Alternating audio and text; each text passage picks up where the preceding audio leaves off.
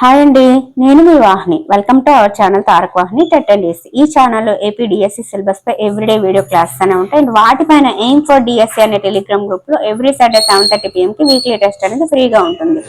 So అలాగే మన second channel అయిన వాహినిస్ డిఎస్సి వరల్డ్ అనే ఛానల్లో ఎవ్రీడే మార్నింగ్ మీకు కరెంట్ అఫైర్స్ ఉంటది అన్నమాట. ఓకేనా?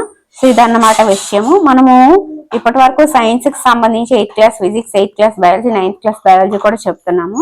కానీ 7th క్లాస్ లో కొన్ని రిమైనింగ్ లెసన్స్ ఉన్నాయి కాబట్టి అవి కూడా ఫినిష్ చేసేద్దామని క్లాస్ చెప్తున్నాను అనమాట. సో 7th క్లాస్ సమ్ 1 లో 5 లెసన్స్ ఆల్రెడీ చెప్పేశాము. ఇది 6th చాప్టర్, జీవులలో శ్వాసక్రియ. ఓకే, ఆహారంలో శక్తి నిల్వ ఉంటుంది. ఇది శ్వాసక్రియ ద్వారా విడుదలవుతుంది. ఆక్సిజన్ ఆహారం విచ్ఛిన్నం కావడానికి సహాయపడుతుంది. కణంలో ఆహారం విచ్ఛిన్నమయ్యి శక్తి విడుదలయ్యే ప్రక్రియని కణ శ్వాసక్రియ అంటారు. అన్ని జీవుల కణాలలోనూ కణ శ్వాసక్రియ అయితే జరుగుతుంది.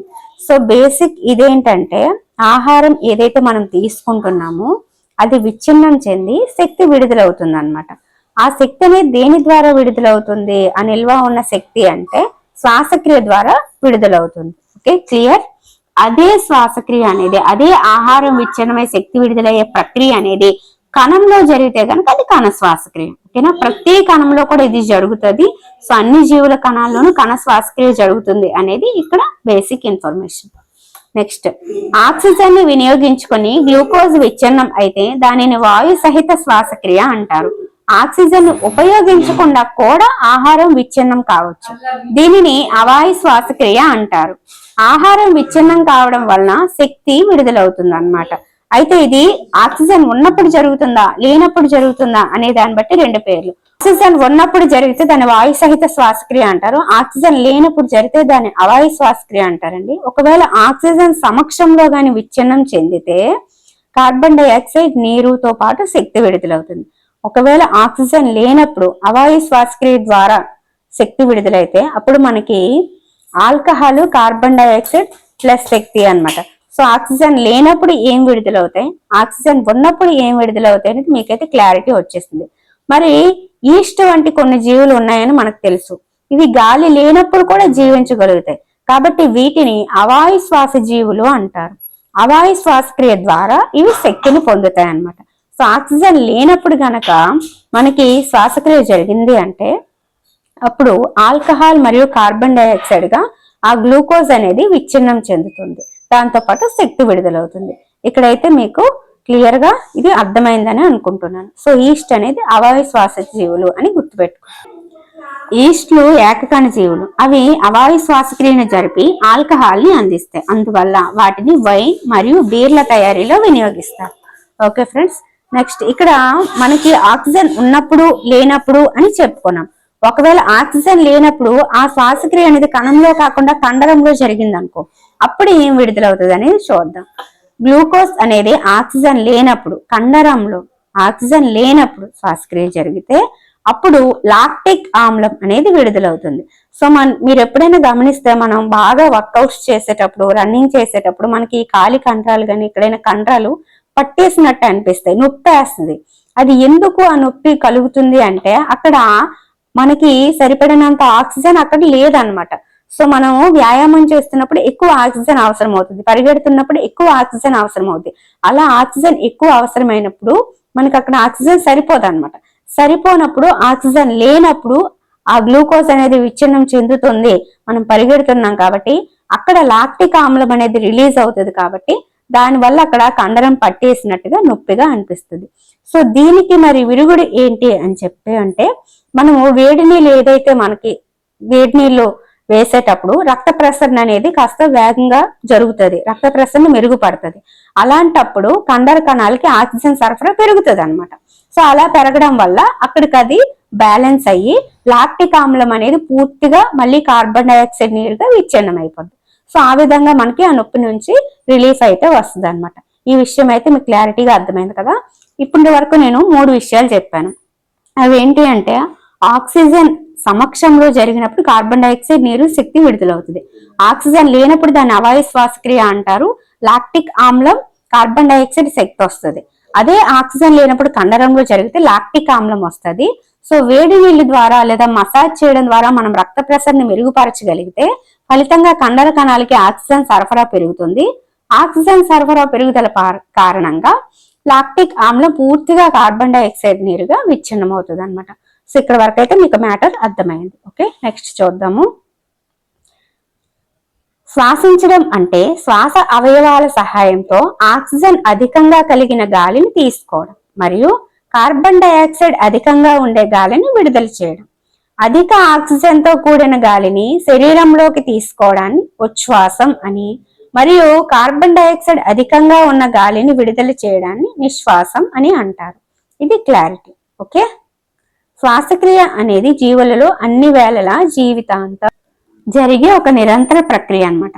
ఒక వ్యక్తి ఒక నిమిషానికి ఎన్నిసార్లు శ్వాసిస్తాడో దానిని శ్వాసక్రియ రేటు అంటారు. ఒక శ్వాస అంటే ఒక ఉచ్ఛ్వాసం మరియు ఒక నిశ్వాసం కలిపి ఒక శ్వాస అంటారు. అలా నిమిషాలు ఎన్నిసార్లు శ్వాసిస్తాడో దాన్ని శ్వాసక్రియ రేటు అంటారు. ఓకే, సరాసరిగా ఒక వయోజనుడైన వ్యక్తి నిమిషానికి 15 నుంచి 18 సార్లు ఊపిరి పీల్చుతాడు. తీవ్ర శారీరక శ్రమ చేసినప్పుడు నిమిషానికి శ్వాసక్రియ రేటు 25 సార్ల వరకు చేరుతుంది. మనం వేగంగా ఊపిరి పీల్చడమే కాకుండా దీర్ఘ శ్వాస తీసుకోవడం ద్వారా ఎక్కువ ఆక్సిజన్ ని తీసుకుంటాం. సో సరాసరిగా ఒక వయోజనుడైన వ్యక్తి నిమిషానికి 15 నుంచి 18 సార్లు ఊపిరి పీల్చుకుంటారు అనమాట. సో శారీరక శ్రమ చేసినప్పుడు అది ఏమవుతుందంటే 25 సార్లకి చేరుతుంది.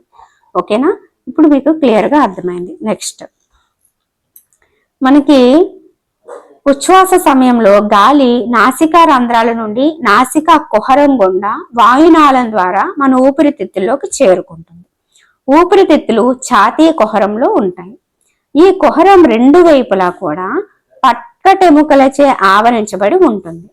ఉదర వితానం అని పిలువబడే పెద్ద కండర పొర ఛాతీ కుహరం యొక్క అడుగు భాగాన్ని ఏర్పరుస్తుంది. శ్వాసలో ఉదర వితానం మరియు పక్కటెముకల యొక్క కదలికలు ఇమిడి ఉంటాయి. సో ఈ కదలికలు ఎలా ఉంటాయి, శ్వాసించేటప్పుడు ఎలా ఉంటాయి, వదిలేటప్పుడు ఎలా ఉంటాయి అనేది ఇప్పుడు మనం చూద్దాం. సో ఈ పిక్చర్ చూస్తే ఇది క్లారిటీ వస్తుంది. ఇక్కడ మీరు చూడొచ్చు, ఇది ఉదర వితానం అండి. సో ఇవి పక్కటెముకలు అన్నమాట. గాలిని లోపలికి తీసుకుంటున్నాము, గాలిని బయటకు వదిలేస్తున్నాము. సో ఇక్కడ వదిలేసేటప్పుడు పీల్చేటప్పుడు ఏ విధంగా ఈ పక్కటెముకలు కానీ ఉదర వితానం కానీ కదలికలు జరుపుతున్నాయి అనేది ఇప్పుడు చూద్దాం. ఉచ్ఛ్వాసం చేసేటప్పుడు అంటే మనం గాలిని పీల్చుకునేటప్పుడు ఉదర వితానం అనేది కిందకి కదులుతుంది, పక్కటెముకలు అనేవి బయటికి కదులుతాయి. అదే నిశ్వాసం బయటికి వదిలేసేటప్పుడు ఉదర వితానం వెనక్కి వెళ్ళిపోతుంది, పక్కటెముకలు కూడా వెనక్కి వెళ్ళిపోతాయి అన్నమాట. అంటే ఇక్కడ బయటకు వస్తాయి కదా, వచ్చినవి మళ్ళీ వెనక్కి వెళ్ళిపోతాయి, అంటే దగ్గర అవుతాయి అన్నమాట. సో ఇక్కడ మీకు అర్థం అవ్వాల్సింది ఏంటంటే, ఉచ్ఛ్వాస సమయంలో పక్కటెముకలు పైకి అంటే బయటికి మరియు వెలుపలికి కదులుతాయి, ఉదర వితానం కిందకి కదులుతుంది. మీరు ఒక్కసారి ఊపిరి పీల్చి చూసుకోవచ్చు. మనం పీల్చేటప్పుడు మన పక్కటెముకలు అనేవి కొంచెం పైకి వెలుపలికి కదిలేలాగా, ఉదర వితానం అనేది కిందకి కదిలేలాగా ఉంటుంది. అదే మన నిశ్వాస సమయంలో పక్కటెముకలు కిందికి మరియు లోపలికి కదులుతాయి, ఉదర వితానం పైకి కదిలి దాని పూర్వస్థితికి చేరుతుంది అనమాట. పీల్చేటప్పుడు కిందకు వచ్చేస్తుంది కదా, వదిలేసేటప్పుడు మళ్ళీ పైకి వచ్చి దాని పూర్వస్థితికి చేరుతుంది.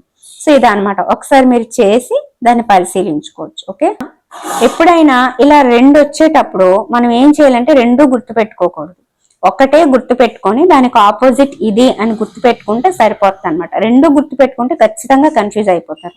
సో ఇది పైకి వెలుపలికి అంటే ఇది కిందకి లోపలికి, ఇది కిందకంటే అది పైకి. సో ఇది ఒక్కటి గుర్తు పెట్టుకోండి. ఓకే, తరచూ చేసే సాంప్రదాయ శ్వాస వ్యాయామం ప్రాణాయామం ఎక్కువ గాలిని తీసుకునేలా ఊపిరితిత్తుల సామర్థ్యాన్ని పెంచుతుంది. అలా శరీర కణాలకి ఎక్కువ ఆక్సిజన్ సరఫరా చేయబడుతుంది, ఫలితంగా ఎక్కువ శక్తి విడుదలవుతుంది అన్నమాట. ఓకే, మెరుగైన జీవితం కోసం శ్వాస. ఇక్కడ మనం పీల్చే మరియు వదిలే గాలిలో ఆక్సిజన్ ఎంత శాతం ఉంటుంది, కార్బన్ డైఆక్సైడ్ ఎంత శాతం ఉంటుంది అనేది చూద్దాం. పీల్చే గాలిలో 21% ఆక్సిజన్ ఉంటే 0.04% కార్బన్ డైఆక్సైడ్ ఉంటుంది. విడిచే గాలిలో 16.4% ఆక్సిజన్ ఉంటే 4.4% కార్బన్ డైఆక్సైడ్ ఉంటుంది అనమాట. ఓకేనా? సో పీల్చే గాలిలో రెండూ ఉంటాయి, కాకపోతే ఇది తక్కువగా ఉంటుంది. వదిలే గాలిలో రెండూ ఉంటాయి, కాకపోతే ఇక్కడ పీల్చిన దానికంటే ఇక్కడ వదిలింది ఎక్కువ అనమాట. Okay, clarity. నెక్స్ట్, ఇప్పుడు మానవుల్లో శ్వాసక్రియ ఏంటి? పక్కటెముకలు కావచ్చు, ఉదర వితానం కావచ్చు, ఎలా జరుగుతుంది? వాయు శ్వాసక్రియ, అవాయు శ్వాసక్రియ తేడా ఏంటి? ఒకవేళ కండరంలో జరిగితే ఏం జరుగుతుందని తెలుసుకున్నాం. ఇప్పుడు ఇతర జంతువుల్లో శ్వాసక్రియ చూద్దాం. ఏనుగులు, సింహాలు, ఆవులు, మేకలు, కప్పలు, బల్లులు, పాములు, పక్షులు వంటి జంతువులకు మానవుల మాదిరిగానే ఛాతీ కుహరంలో ఊపిరితిత్తులనే ఉంటాయి. ఓకే, ఇప్పుడు ఒక్కొక్క దాని గురించి చూద్దాం. ఫస్ట్ బొద్దింకను తీసుకుందాం. బొద్దింక దాని శరీరం ఇరువైపులా చిన్న చిన్న రంధ్రాలను కలిగి ఉంటుంది. ఇతర కీటకాలు కూడా ఇలాంటి రంధ్రాలనే కలిగి ఉంటాయి. ఈ రంధ్రాలని శ్వాస రంధ్రాలు అంటారు. కీటకాలు వాయువుల మార్పిడి కొరకు డాష్ గాలిగొట్టాల జాలకాన్ని కలిగి ఉంటాయి. వాయునాళాలనే గాలిగొట్టాల జాలకాన్ని కలిగి ఉంటాయి. దీనిని ఇంగ్లీష్ లో ట్రాకియా అంటారు. సో వీటి మీద ఖచ్చితంగా మనల్ని కన్ఫ్యూజ్ చేయాలి అనుకుంటే ఇలాంటివి అడగడానికి అవకాశం ఉంటుంది. శ్వాస రంధ్రాలని స్పైరికల్స్ అంటారండి. బొద్దింకకి శరీరానికి ఇరువైపులా చిన్న చిన్న రంధ్రాలు ఉంటాయి, వాటిని మనం శ్వాస రంధ్రాలు లేదా స్పైరికల్స్ అంటాము. అది దాని ద్వారా తీసుకుంటుంది అనమాట. అలాగే కీటకాలు వాయువుల మార్పిడి కోసం వాయునాళాలని గొట్టాలని కూడా కలిగి ఉంటాయండి. సో వాయునాళాలని ఇంగ్లీష్ లో ట్రాకియా అంటారు. ఇలా గాలి గొట్టాలు లేదా వాయునాళాలు కీటకాల్లో మాత్రమే కనిపిస్తాయి, మరి ఇతర జంతువులకు కనిపించవు. అంటే ఈ వాయునాళాలు అనే ట్రాకియా, గాలి గొట్టాలు కేవలం కీటకాలలోనే వాయువుల మార్పిడి కోసం ఉంటాయి. సో కీటకాలలో వాయువుల మార్పిడి కొరకు ఉపయోగించేది ఏంటి అంటే ట్రాకియా లేదా వాయునాళాలు లేదా గాలి గొట్టాలు అని గుర్తుపెట్టుకోండి. ఓకే, కీటకాలు అనగానే మీకు గుర్తొచ్చేయాలి ట్రాకియా అని. ఓకే, ఇప్పుడు బొద్దింక అయిపోయింది, కీటకాలు అయినాయి. వానపాము చూద్దాం. వానపాములు వాటి చర్మం ద్వారా శ్వాసిస్తాయి అని మనం 6th క్లాస్ లో తెలుసుకున్నాం. నెక్స్ట్, కప్పలకు మానవుల మాదిరిగానే ఒక జత ఊపిరితిత్తులు ఉన్నప్పటికీ అవి తేమగా మరియు జారుడుగా ఉన్న చర్మం ద్వారా కూడా శ్వాస తీసుకోగలం. ఇప్పటి వరకు మనము ఏనుగులు, సింహాలు, ఆవులు, మేకలు, కప్పలు, బల్లులు, పాములు, పక్షులు ఊపిరితిత్తుల ద్వారా తీసుకుంటాయని తెలుసుకున్నాం. అలాగే బొద్దింక స్పైరికల్స్ తెలుసుకున్నాం, కీటకాలు ట్రాకియా తెలుసుకున్నాం, అలాగే వానపాము చర్మం అని తెలుసుకున్నాం, కప్పలకి ఊపిరితిత్తులతో పాటు చర్మం అని తెలుసుకున్నాం. ఇవన్నీ గుర్తుపెట్టుకోవాలి. నెక్స్ట్, చేపలు. చేపలలోని మొప్పలు నీటిలో కరిగిన ఆక్సిజన్ ని ఉపయోగించుకునేందుకు సహాయపడతాయని 6th క్లాస్ లో మీకు చెప్పేశాను. మొప్పలు వాయు మార్పిడి జరపడం కోసం ఎక్కువ సంఖ్యలో రక్తనాళాలతో అనుసంధానించబడి ఉంటాయి. ఇవి మొప్పలు. చేపల్లో శ్వాసావయవాలు ఏవి అంటే మొప్పలు. ఓకే, మొక్కలు కూడా శ్వాసిస్తాయా? ఖచ్చితంగా.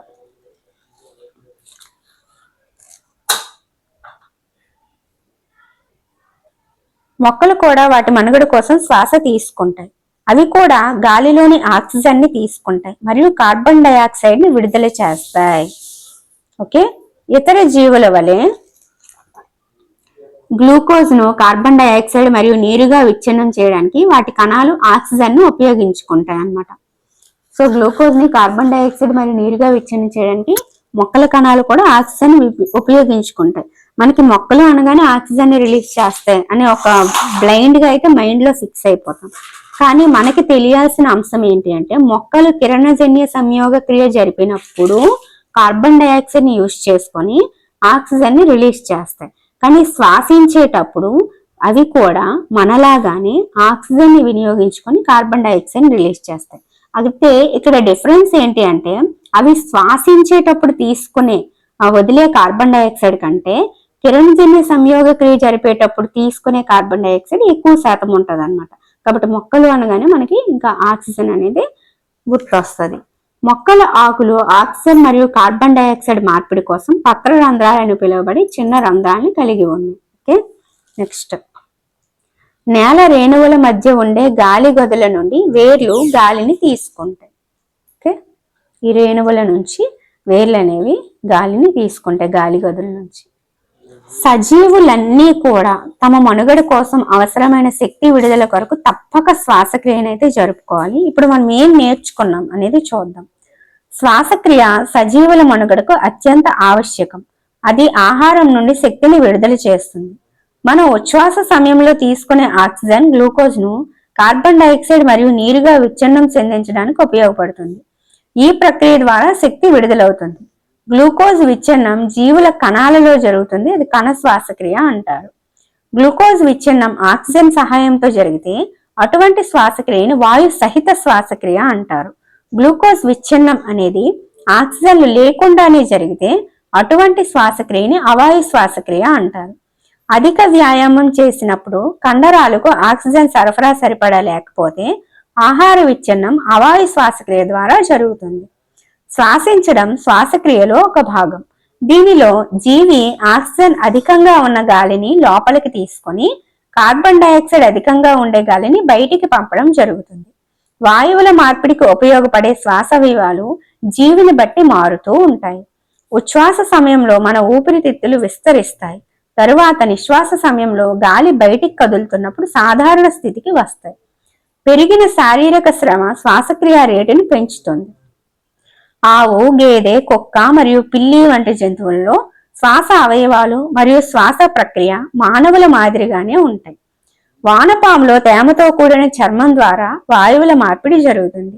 చేపలలో మొప్పల ద్వారా, కీటకాలలో వాయు నాళాల ద్వారా జరుగుతుంది.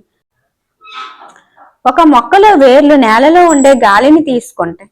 ఆకులు పత్రరంధ్రాలు అని పిలువబడే చిన్న రంధ్రాలను కలిగి ఉంటాయి. వీటి ద్వారా అవి వాయువులను మార్పిడి చేస్తాయి.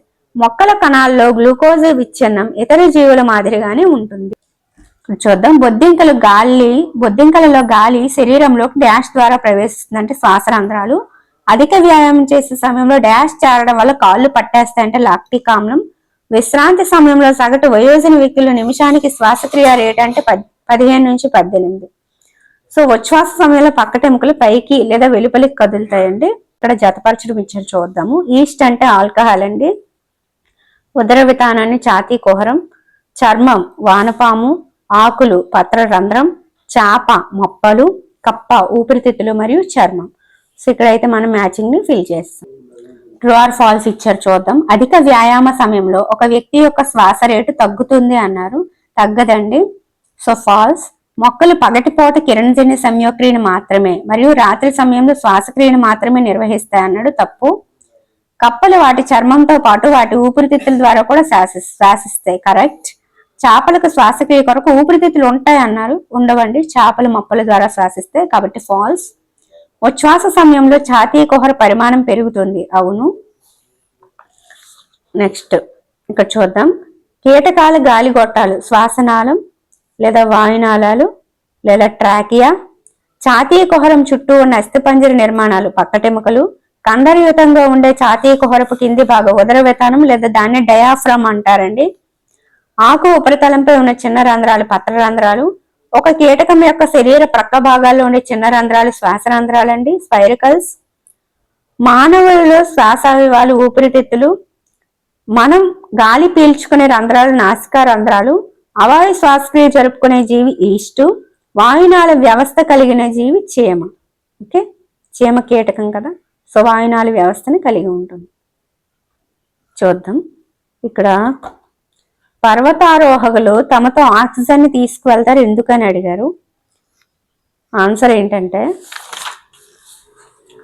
ఒక వ్యక్తికి లభించే గాలి పరిమాణం భూమిపై లభించే దానికంటే అక్కడ తక్కువగా ఉంటుంది కాబట్టి వాళ్ళతో పాటు తీసుకెళ్తారండి. ఓకే, మీకు తెలుసా అని ఇచ్చారు. మనకు ఆక్సిజన్ చాలా అవసరం, కానీ దాన్ని ఉపయోగించని జీవులకు అది విషపూరితం. వాస్తవానికి మానవులకు మరి ఇతర జీవులకు కూడా స్వచ్ఛమైన ఆక్సిజన్ ఎక్కువసేపు పీల్చడం ప్రమాదకరం. ఓకే.